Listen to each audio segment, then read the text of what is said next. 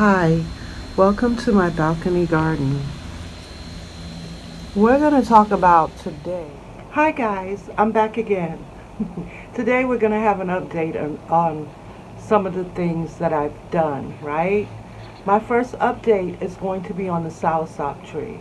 The soursop tree, I'm going to show you pictures before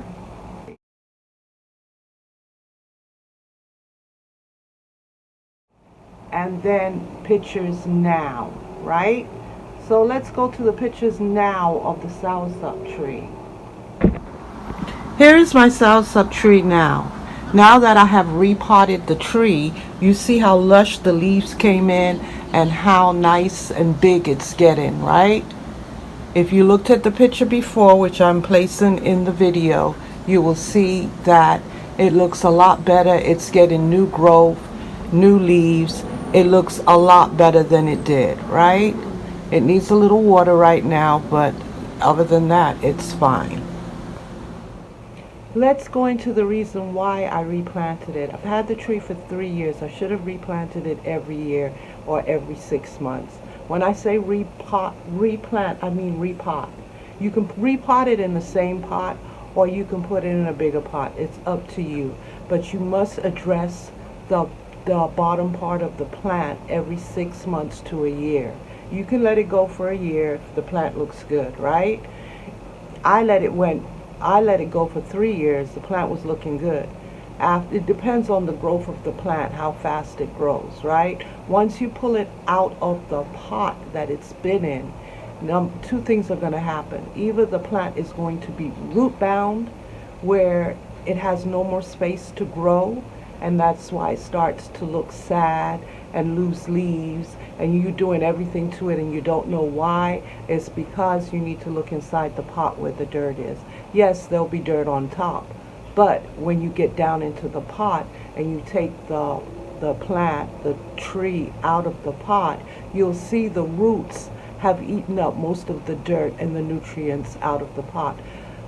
After the pot has done that, doing so, what you need to do is cut the roots. Some of you might not like to cut the roots, but the best thing to do if you have it in a pot and you don't want it to get too tall or too unmanageable, you want to be able to prune it.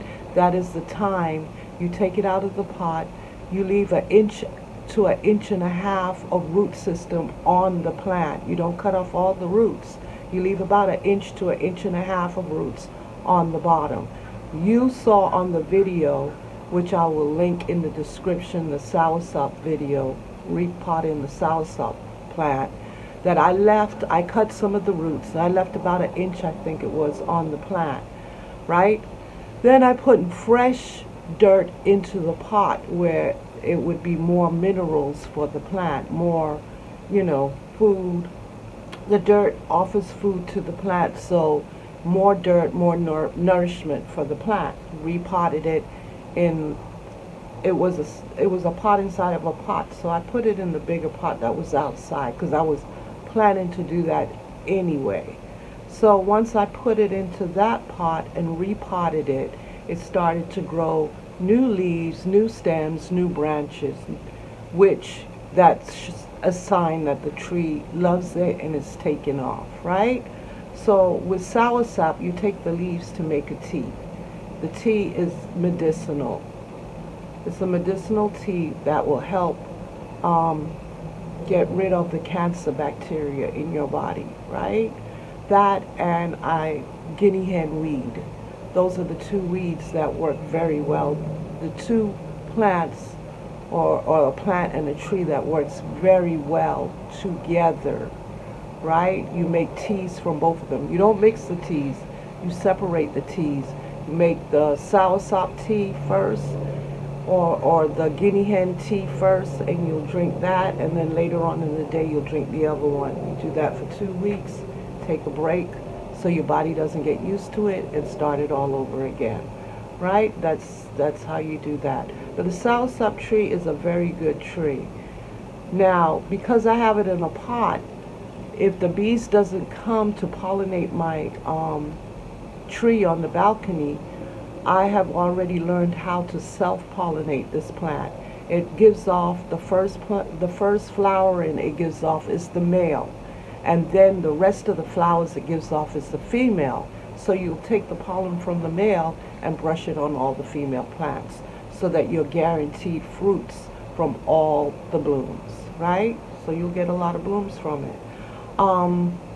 Also, the second update that I'm going to go to is my bonsai cherry tree. Now, I don't know if you remember when I unboxed that cherry tree. It was a bare root cherry tree. It had no leaves. It was just one stem with a root, which I'll insert the picture.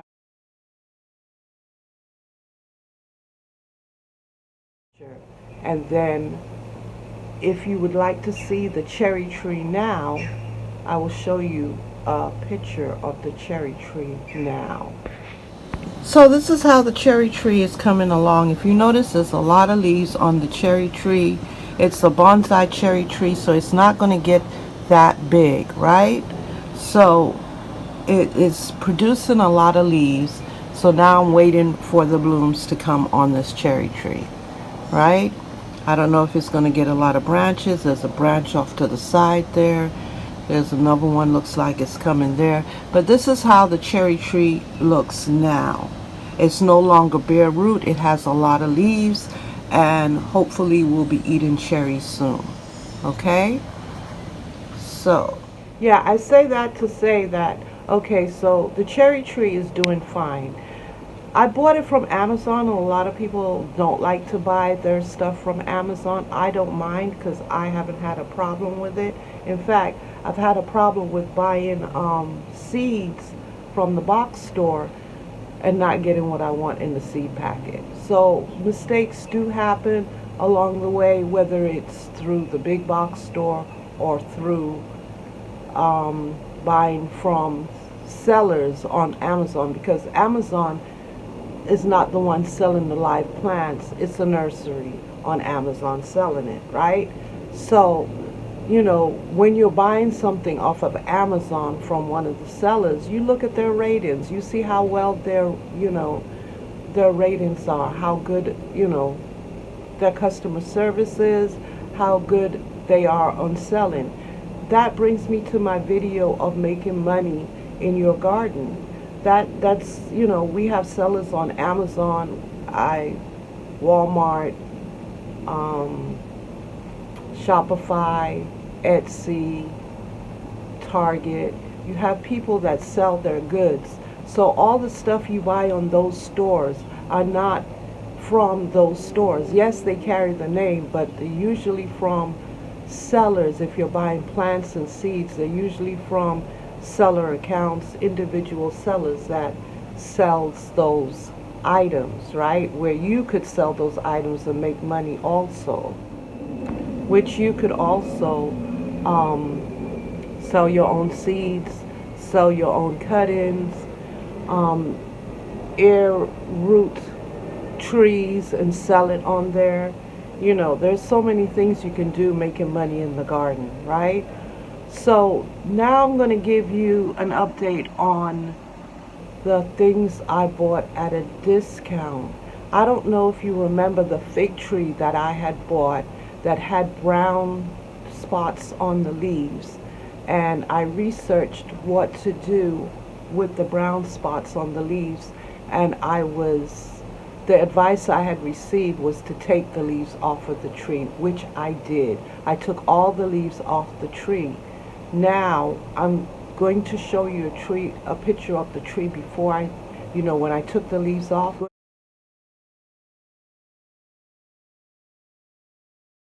Now I'm going to show you a picture of the tree, how it looks with the leaves growing back. Okay, so I'm going to show you what my fig tree looks like with all the leaves. So here's a picture of my fig tree. There's all the leaves that have grown back on this fig tree. If you could see, I have leaves now back on the fig tree without the brown things on it. I bought this fig tree at a discount for $5. Was it worth it? Yes, it was, because now I have a perfectly healthy fig tree growing where I will have figs. And I bought this from a big box store, Walmart to be exact. I got it on discount, $5, and the tree is fine, right? It's growing back all the leaves.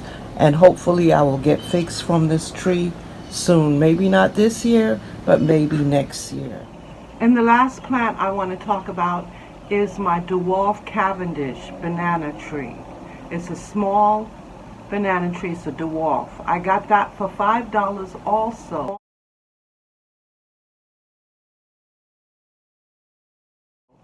at Walmart. $5. And that one's going strong also. I'm going to show you a picture of it. There was nothing wrong with it. They just marked it down because they were trying to get rid of the banana trees, which they do often. They will mark down plants. Not all plants they're allowed to mark down, because those expensive plants from BP, I think it's called.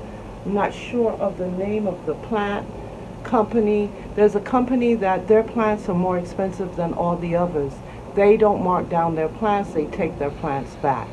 As for the other retailers, other sellers that sell their plants, they allow Walmart to mark down their plants and sell it at a discount.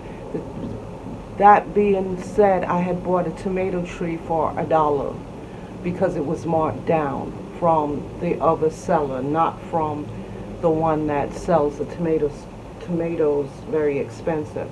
So let me show you my $5 banana tree, dwarf Cavendish, that I bought from Walmart.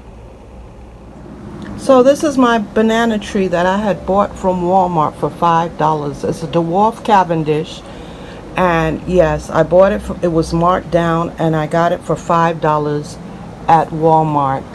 I bought it I would say last October or somewhere around there. October, November, somewhere there. Right? I've maintained the tree.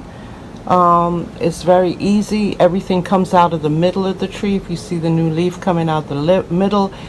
I did a little research on banana trees because I've never grown banana trees before. And it says,